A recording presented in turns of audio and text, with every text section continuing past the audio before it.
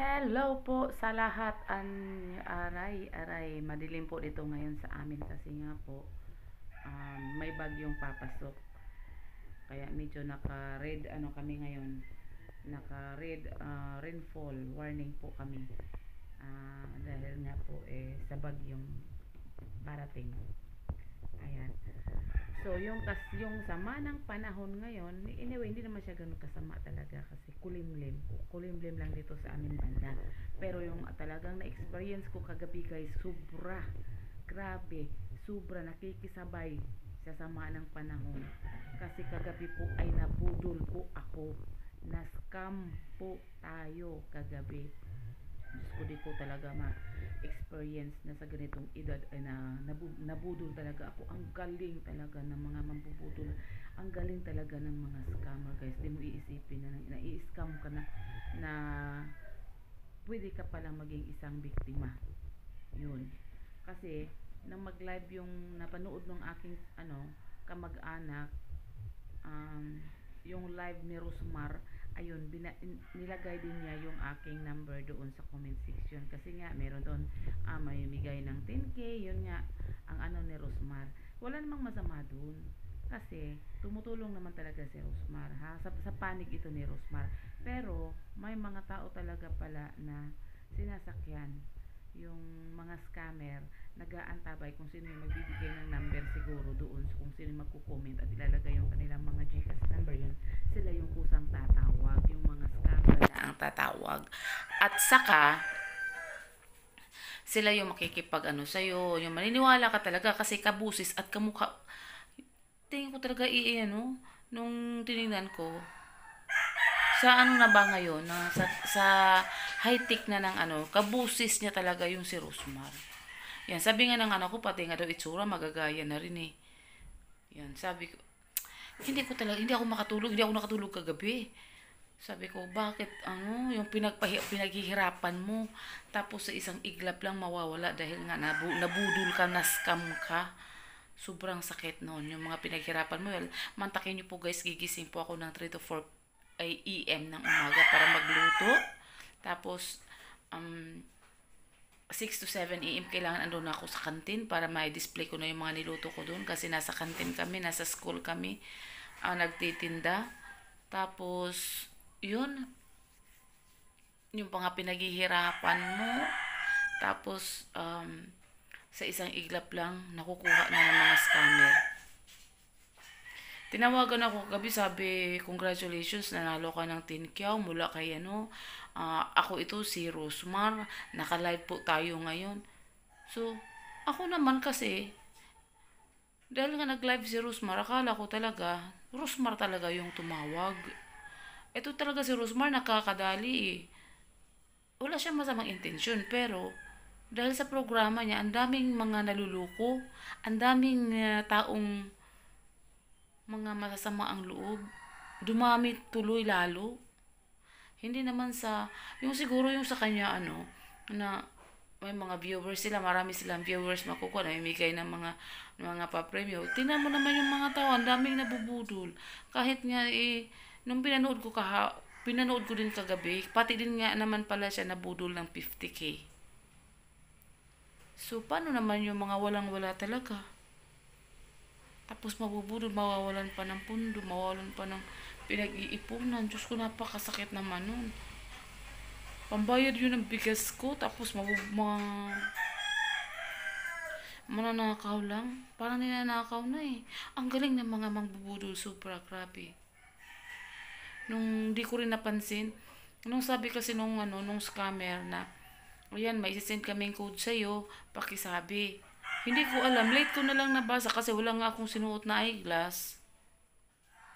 Sabi, ibigay mo sa akin yung 6-digit na code para ma-transfer ko yung pera sa'yo. Puta! Nung mabasa ko na, OTP ko pa, OTP ko pala yun at di kailangang i-share. At ito pa, hindi naman ako, kampante ako, nandyan pa yung pera sa Gcash ko kasi wala naman akong binigay na PIN, di ba? Kahit may OTP, at kung di mo man lang naibigay yung PIN, hindi naman nila mabubuksan yung Gcash mo. Ngayon dito pa guys, hiningi niya sa akin yung complete birthday ko, which is yung aking yung aking password doon, birthday ko. Ang sama, ang galing talaga ng mga pusit na mga mambubudol na yan, mga scammer. Talaga. Yun ang pinaka na-experience ko sa edad kong to. Magpi-15 na ako, tapos nabubudol pa talaga, nai-scam pa. Kaya tama lang yun siguro no, yung mga disadvantage na lagong masyadong nagbababad sa cellphone. Yung mga may pa Gcash, ang buti pa sana hindi ako ng Gcash. Kaluka. Nakakainis, mabudol. Sobrang nakakaluka. Yung di mo iisipin na mabibiktima ka, yung pala, biktima ka na. Kaya hindi ako nagpapaawa dito ha. Ang akin lang, ma-share ko lang na maging aware ang lahat. Kasi ako nga iniiwasan kong, hindi ko talaga iisipin na magiging biktima ako. Hindi ko talaga iniisip yun. Pero kaluka lang. Isa akong maling, yun ang maling ko. Yung wag tayo agad magtitiwala. Ako nagtiwala agad Sobra, nagtiwala ako. Nung sinabing nanalo ako, ay salamat, sabi ko napili yung number ko. Jesus. Kala ko panalo, yung pala malaking talo. Malaking talo. Sobrang napakalaking talo ko kagabi. Nakakainis dahil di mo iisipin na pwede ka palang mabiktima. Kaya maging aware po kayo. Huwag po kayo agad magbibigay ng mga number no dyan sa mga sa mga drop your sa mga TikTok na nagla-live na namimigay ng mga papremyo. Diyos ko po, baka magiging biktima pa kayo. Kaya mag-ingat po tayo palagi na huwag po kayo magaya sa akin. Eto nga ang dami kong ay naku po talaga. Walang alam nito ang asawa ko. Pero dahil na ko to, iniwasan kong wag malaman. Pero kailangan ko naman din na na walang maraming tao ang pwedeng maloko pa ng mga scammer. Kasi kawawa naman yung pwedeng maloko, di ba? Kawawa talaga kasi yung pera pinagpaguran yun. Tapos sa isang pitik lang, sa isang iklap lang, nawawalan ka ng yung mga pinagdadaanan mong pagod dahil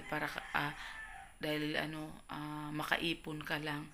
Tapos mawawala lang yung lahat agad-agad. Kaluka talaga guys. Sobra akong nawindang kagabi. Hindi talaga ako nakatulog na maayos. So, para po sa lahat dyan, ingat-ingat po tayo. Huwag po agad kayo magbibigay ng mga number ninyo. Huwag kayo or yung sa akin kasi nung sinabing ibigay ko yung code na sinend nila, yun, late ko na na-realize na hindi pala yung basta-basta code, OTP ko pala yun. Kaya ingat-ingat po tayo. Mag-ingat po tayo palagi.